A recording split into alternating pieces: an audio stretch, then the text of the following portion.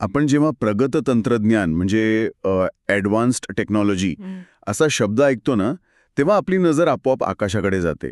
म्हणजे गगनचुंबी इमारती असतील, अवकाशात फिरणारे सॅटेलाइट्स असतील किंवा चक्क ढगांमध्ये म्हणजे क्लाउडवर साठवलेला आपला डिजिटल डेटा. हो, अगदी बरोबर. आपण नेहमी प्रगतीची किंवा विकासाची तुलना उंचीशीच करतो. म्हणजे जेवढं वर तेवढं प्रगत असे एक समीकरणच बनले आपलं. हो ना. पण खऱ्या अर्थाने शाश्वत तंत्रज्ञान किंवा सस्टेनेबल इंजिनिअरिंग जर समजून घ्यायचं असेल, तर आपल्याला वर नाही तर जमिनीच्या आत 100 फूट खोल जावं लागेल. मी आज सकाळी काही आर्किटेक्चरल रिसर्च पेपर्स, ऐतिहासिक नोंदी आणि चक्क क्रिस्टोफर नोलनच्या द डार्क नाईट रायझेस या हॉलिवूड चित्रपटाचे काही बिहाइंड द सीन्स आर्टिकल्स वाचत होतो. अरे वा, म्हणजे हॉलिवूडचा सिनेमा आणि ऐतिहासिक नोंदी दोन्ही एकत्र? हा खूपच रंजक विषय दिसतोय. नक्कीच. आणि या सगळ्याचा रोख एकाच दिशेने होता. ती म्हणजे राजस्थानमधील आभानेरी गावात असलेली चांद बावडी. आजच्या आपल्या या सखोल चर्चेत आपण याच माहितीच्या अगदी मुळाशी जाणार आहोत. आणि हे केवळ इतिहासाची उजळणी म्हणून नाही बरं का? म्हणजे आपल्याला हे पाहायचंय की भारतीय ज्ञान प्रणाली आणि प्राचीन तंत्रज्ञानाचा हा असा कोणता उत्कृष्ट नमुना आहे ज्याने आजच्या आधुनिक शास्त्रज्ञांना आणि अगदी हॉलिवूडच्या दिग्दर्शकांनाही वेड लावलाय. अगदी बरोबर. आपण हे सगळं आज डिकोड करणार आहोत. तर मला सांग, जमिनीच्या आत 13 मजले खोल जाणारा एक उलटा पिरॅमिड, हे ऐकायलाच किती थक्क करणार आहे ना? खरंच. म्हणजे तू विचार कर, एका अत्यंत कोरण्या वाळवंटात केवळ जीवन फुलवणारीच नाही, तर आजच्या आधुनिक इंजिनिअरिंगलाही अचंबित करून सोडणारी अशी ही वास्तू आहे. आपण अशा एका रचनेबद्दल बोलत आहोत जिथे डिझाईन थिंकिंग, मानवी सहानुभूती आणि अंकातील अत्यंत प्रगत सूत्र यांचा एक परिपूर्ण संगम पाहायला मिळतो. आणि यामागची पार्श्वभूमी खूप रंजक आहे, कारण आपण थेट त्या गणितीय चमत्काराकडे जाण्याआधी हे डिझाईन मुळात का अस्तित्वात आलं हे समजून घेणं जास्त महत्त्वाचं आहे. आता हे ठिकाण राजस्थानच्या दौसा जिल्ह्यात आहे, जिथे हवामान अत्यंत उष्ण आणि कोरडे असते. हो. आणि आता वाळवंटात पाण्याची सोय करायची असेल, तर साधारणपणे लोक काय करतात? एक विहीर खणतात. पण इथे त्यांनी केवळ विहीर न खणता 3500 पायऱ्यांची एक चक्रावून टाकणारी भव्य रचना उभी केली. तिथेच तर या वास्तूचं खरं इंजिनिअरिंग दडलेलं आहे ना. माझ्या वाचनानुसार 8व्या किंवा 9व्या शतकात निकुंभ वंशाचे राजा चंदा यांनी ही वास्तू बांधली. त्या काळात या गावाचं नाव आभानगरी म्हणजे चमकदार नगर असं होतं. हां. आणि जे कालांतराने आभानेरी झालं. आता बघ, जर साधी विहीर खणली असती, तर वाळवंटातील प्रखर उष्णतेमुळे आणि थेट सूर्यप्रकाशामुळे पाण्याचं बाष्पीभवन म्हणजे इव्हॅपोरेशन अत्यंत वेगाने झाले असते. हो. आणि शिवाय जेव्हा कोरड्या हंगामात पोऱ्याची पातळी एकदम खाली जाते, तेव्हा त्या साध्या विहिरीतून पाणी काढणं हजारो गावकऱ्यांसाठी अत्यंत जिकिरीचं झालं असतं. अगदी बरोबर. आणि म्हणूनच यावर उपाय म्हणून त्यांनी हा उलटा पिरामिड आकार निवडला. आजकाल आपण सिलिकॉन व्हॅलीमध्ये सस्टेनेबल इंजिनिअरिंग किंवा रेन वॉटर हार्वेस्टिंगवर मोठे मोठे सेमिनार्स ऐकतो. पण हजारो वर्षापूर्वी आपल्या पूर्वजांनी एका कोरड्या वाळवंटात पाण्याचा प्रत्येक थेंब वाचवण्यासाठी हा जो भव्य प्रकल्प उभा केला, तो आजच्या आधुनिक तंत्रज्ञानालाही लाजवणारा आहे. आणि तुला सांगते, हे काही अचानक सुचलेलं डिझाईन नव्हतं. जर आपण उपलब्ध असलेल्या प्राचीन ऐतिहासिक नोंदी पाहिल्या, तर भारतीय जलव्यवस्थापनाचा पाया खूप भक्कम होता, हे लक्षात येतं. म्हणजे तू सिंधू संस्कृतीच्या संदर्भात बोलत आहेस का? जलचक्राचे म्हणजेच हायड्रोलॉजिकल सायकलचं सखोल विश्लेषण आहे. बापरे, म्हणजे त्या काळातही त्यांना इतकं सखोल ज्ञान होतं? नक्कीच. बाष्पीभवन कसं होतं, ढग कसे तयार होतात, भूजलाची पातळी कोणत्या खडकांमध्ये जास्त असते, हे सर्व तंत्रज्ञान भारतीयांना आधीपासून अवगत होतं. चांद बावडी ही याच शेकडो वर्षांच्या प्रगत ज्ञान प्रणालीची एक उत्कृष्ट परिणिती होती असं म्हणता येईल. त्या वास्तूच्या भव्यतेची कल्पना येण्यासाठी मी एका आर्किटेक्चरल पेपरमध्ये एक भन्नाट गोष्ट वाचत होतो. त्या नोंदीनुसार या बावडीच्या निर्मितीसाठी सुमारे 15,000 टन खडक आणि माती खोदून काढण्यात आली होती. 15,000 टन? अरे बाप रे! हो. म्हणजे जर इजिप्तच्या गिझामधील क्वीन्स पिरामिड उलटा करून या बावडीत ठेवला ना, तरीही आजूबाजूला जागा उरेल. यात 3,500 सममितीय अरुंद पायऱ्या आहेत. पेपरमध्ये याला विजयवापी शैली म्हटलंय. याचा नेमका अर्थ काय? विजयवापी ही प्राचीन वास्तुशास्त्रातील एक विशिष्ट शैली आहे. वापी म्हणजे विहीर किंवा बावडी. या शैलीतील बांधकाम हे केवळ पाणी साठवण्यासाठी नसतं. मग अजून कशासाठी असतं?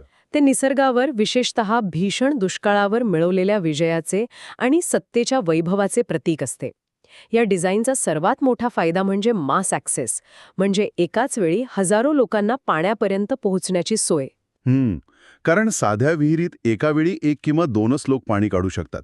पण या पायऱ्यांमुळे दुष्काळाच्या काळातही संपूर्ण गाव कोणत्याही गर्दीशिवाय पाण्यापर्यंत सहज पोचू शकत असे.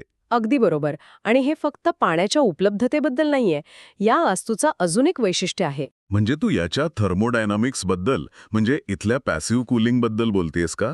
मला सुरुवातीला वाटलं होतं की हे केवळ एक आकर्षक नाव आहे, पण हे खरोखरच एका नैसर्गिक एअर कंडिशनर सारखं काम करतं. हो, अगदी तसंच काम करतं.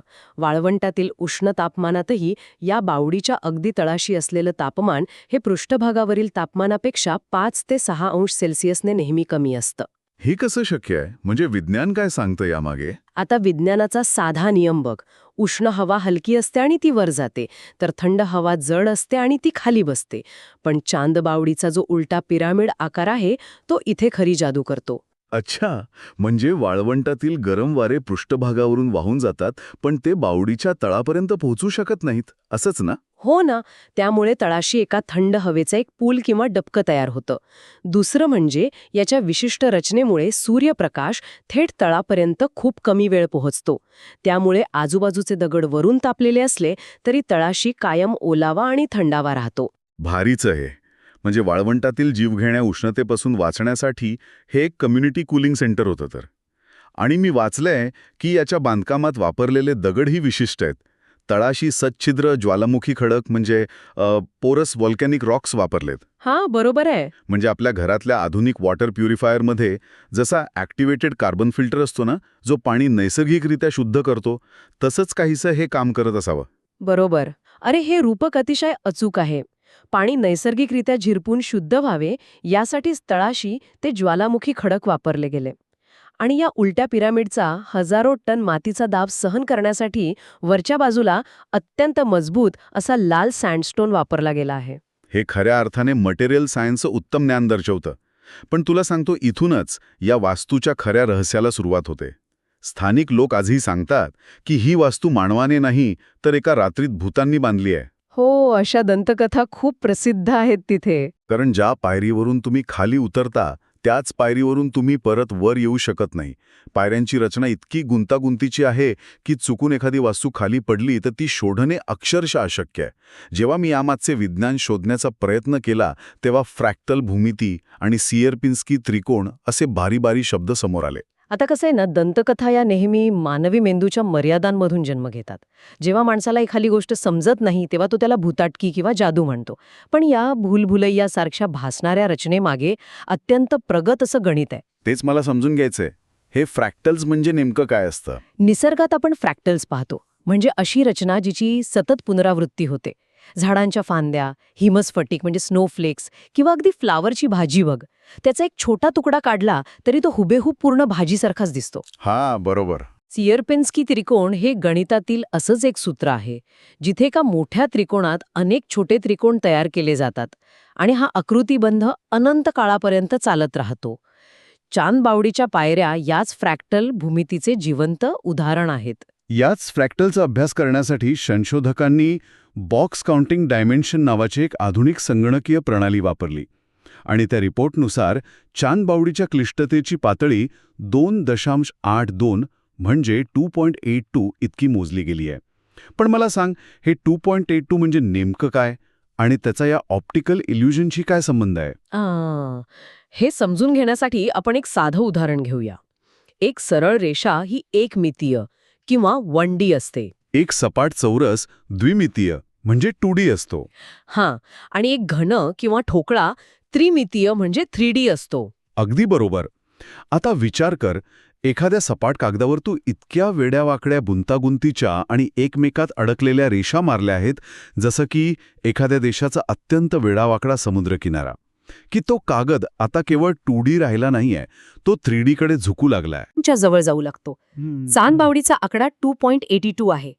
याचा अर्थ असा की ही वास्तू भिंतीवर म्हणजे 2D असली तरी तिच्यात इतके त्रिकोण आणि पायऱ्या एकमेकांत गुंतल्या आहेत की मानवी मेंदूला त्याची खोली आणि आकारमान एकाच दृष्टिक्षेपात मोजणे अशक्य होते. म्हणजे म्हणूनच ज्या पायरीवरून आपण उतरतो ती पायरी परत सापडत नाही, कारण आपला मेंदू त्या 2.82 डायमेन्शनच्या दृश्य गुंतागुंतीत म्हणजे व्हिज्युअल कॉम्प्लेक्सिटीमध्ये हरवून जातो. अगदी असंच घडतं. पण एक सेकंड, इथे मला एक महत्त्वाचा प्रश्न विचारायचा आहे आणि आपण प्रामाणिकपणे याचा विचार करूया.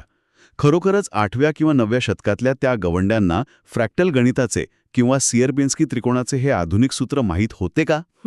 हा चांगला प्रश्न आहे. की त्यांनी केवळ जागेची बचत करण्यासाठी आणि जास्तीत जास्त लोकांना पाण्यापर्यंत पोचता यावे म्हणून हे डिझाईन व्यावहारिक दृष्टिकोनातून बनवले, जे केवळ एक हॅपी ॲक्सिडेंट किंवा योगायोगाने आजच्या गणिताच्या सूत्रात बसत आहे? हाच तर खरा कळीचा मुद्दा आहे. पहिल्यांदा पाहिल्यावर कोणालाही वाटेल की हा केवळ योगायोग असावा. पण जर आपण भारतीय ज्ञान प्रणालीच्या तत्वज्ञानाशी याची सांगड घातली तर हे जाणीवपूर्वक केलेलं डिझाईन होतं हे स्पष्ट होतं. ते कसं काय? हिंदू तत्वज्ञानात एक अत्यंत महत्वाची संकल्पना आहे, यत पिंडे तत ब्रह्मांडे. म्हणजे जे या एका छोट्या कणात आहे तेच संपूर्ण ब्रह्मांडात आहे. हेच तर फ्रॅक्टल भूमितीचे मुख्य सूत्र आहे ना. प्राचीन भारतीय वास्तुविशारदांना ही ब्रह्मांडाची अखंडता आणि अनंताची संकल्पना या पायऱ्यांच्या पुनरावृत्ती होणाऱ्या डिझाईनमधून प्रत्यक्ष साकार करायची होती. बापरे, म्हणजे केवळ पाण्याची सोय करण्यासाठी त्यांनी संपूर्ण ब्रह्मांडाचं मॉडेल जमिनीत कोरून काढलं? हो ना. त्यांनी जाणीवपूर्वक अशी रचना केली की विहिरीचा प्रत्येक छोटा भाग हा संपूर्ण विहिरीचं प्रतिनिधित्व करेल. त्यामुळे हे केवळ पाण्याचं कुंड नव्हतं, तर दगडांमध्ये कोरलेले ब्रह्मांड होते. हे ऐकून अंगावर काटा आला माझ्या. आणि तुला सांगतो, या वास्तूच्या एका बाजूला राजघराण्यातील लोकांसाठी विश्रामगृहे, नक्षीदार गॅलरिया आणि झरोके आहेत. आपत्कालीन वापरासाठी चक्क गुप्त भुयार आणि एक नृत्यकक्षही आहे. याच परिसरात हर्षद माता मंदिर आहे. हर्षद माता म्हणजे आनंद आणि उल्हासाची देवी. हो, पण मला एक सांग, पाण्याचा आणि आनंदाच्या देवीचा काय संबंध? संबंध खूप खोल आहे. प्राचीन भारतीयांना मानवी मानसशास्त्र खूप चांगल्या प्रकारे समजत होते. जर तू एखाद्या गोष्टीला केवळ सार्वजनिक मालमत्ता म्हणून घोषित केलेस तर लोक त्याची काळजी घेत नाहीत. ते अस्वच्छ होऊ शकतं. हे तर आपण आजही पाहतोय. बरोबर. पण जर तू त्या जलस्रोताला पावित्र्याची, धर्माची आणि अध्यात्माची जोड दिलीस तर संपूर्ण समाज स्वतःहून त्याचं रक्षण करतो. पाणी हा जीवनाचं मूळ आहे आणि जिथे पाणी आहे तिथेच आनंद आहे. म्हणून तिथे हर्षद मातेची स्थापना केली गेली. अच्छा, म्हणजे मूर्ती आणि मंदिरांमुळे कोणी तिथे घाण करत नसावं. हो, या विहिरीत महिषासुरमर्दिनी, गणेश आणि शेषशाही विष्णू यांच्या सुंदर मूर्ती आहेत. यामुळे तिथे कोणीही घाण करण्याची किंवा ते पाणी प्रदूषित करण्याची हिंमत करत नसे. हे पाण्याचं पावित्र्य जपणारं एक स्वयंचलित आणि शाश्वत इकोसिस्टम होते. म्हणजे आज आपण ज्याला सिव्हिक सेन्स म्हणतो, तो त्यांनी धर्माच्या आणि कलेच्या माध्यमातून समाजात रुजवला होता. हे खरंच भारी आहे. आणि मला वाटतं याच व्हिज्युअल इल्युजनमुळे आणि भव्यतेमुळे जगभरातील दिग्दर्शकांना या जागेचं आकर्षण आहे. नक्कीच. सिनेमांमध्ये हे खूप वेळा दिसतं. हो ना. हॉलिवूडचा ब्लॉकबस्टर चित्रपट द डार्क नाईट रायझेस मध्ये बॅटमॅन ज्या भयानक आणि गुंतागुंतीच्या तुरुंगात अडकलेला असतो ते दृश्य याच चांदबावडीचं आहे. त्याशिवाय हॉलिवूडचं द फॉल आणि बॉलिवूडचे भूल भुलैया आणि भूमी यांसारख्या अनेक चित्रपटांचे शूटिंग येथे झाले आहे. कॅमेऱ्याच्या लेन्सलाही ह्या फ्रॅक्टल पायऱ्या भुरळ घालतात. हो, आणि सुदैवाने आज भारतीय पुरातत्व सर्वेक्षण म्हणजे ASI या वास्तूचं संवर्धन करत आहे. दरवर्षी येथे नवरात्रीच्या आधी आभानेरी महोत्सव भरतो, ज्यात हजारो पर्यटक येतात. हे ऐकून खूप बरं वाटलं. पण या सगळ्या पलीकडे जाऊन या वास्तूने आपल्याला आजच्या काळासाठी एक अत्यंत महत्त्वाचा धडा दिला आहे. आज आपण जागतिक पातळीवर हवामान बदल, ग्लोबल वॉर्मिंग आणि पाणी टंचाईचा अत्यंत गंभीर सामना करत आहोत. अशा वेळी हे हजारो वर्षांपूर्वीचे तंत्रज्ञान आजही मार्गदर्शक ठरू शकते. तू म्हणतेस ते 100% खरं आहे. पण दुर्दैवाने ब्रिटिश काळात जेव्हा या पारंपरिक पद्धतींकडे दुर्लक्ष करून केवळ सिमेंटची महाकाय धरणं आणि कालवे बांधण्यावर भर दिला गेला, तेव्हा या प्राचीन आणि शाश्वत इकोसिस्टमचे मोठे नुकसान झाले. हो, हे अगदी खरं आहे. आपल्याकडे अनेक अशा सिस्टम्स होत्या. हो ना. राजस्थानमधील जोहड, बिहारमधील आहरपाईन किंवा तामिळनाडूतील एरी सिस्टम, ही सर्व पारंपरिक जलव्यवस्थापने अशीच प्रगत होती. पण आपण ती टिकवू शकलो नाही. अगदी बरोबर.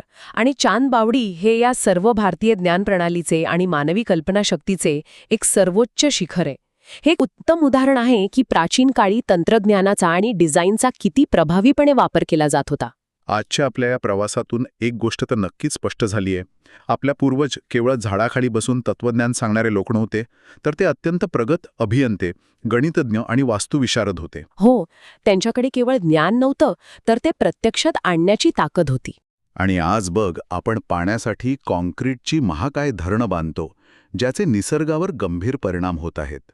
उष्णतेपासून वाचण्यासाठी घराघरात आणि ऑफिसमध्ये एअर कंडिशनर्स लावतो, जे बाहेरची हवा अधिकच गरम करून ग्लोबल वॉर्मिंग वाढवत आहेत. आपण एका दुष्टचक्रात अडकलो आहोत. आपण उपायांच्या शोधात सतत वर आकाशाकडे किंवा नवीन इलेक्ट्रॉनिक गॅजेट्सकडे पाहत आहोत. पण विचार करा, जर आधुनिक हवामान बदलाच्या या भयंकर समस्येवरील खऱ्या उपायांची उत्तरे आकाशातल्या तंत्रज्ञानात नसून आपल्याच पूर्वजांनी हजारो वर्षांपूर्वी जमिनीच्या आत खणून ठेवलेल्या या पाताळ लोकातील सुंदर वास्तूंमध्ये दडलेली असतील तर? प्रगतीचा अर्थ नेहमी उंची गाठणे असाच नसतो. कधीकधी शाश्वत भविष्य शोधण्यासाठी आपल्याला आपल्या मुळांकडे जमिनीच्या 100 फूट खोल आत डोकावून पाहावे लागते.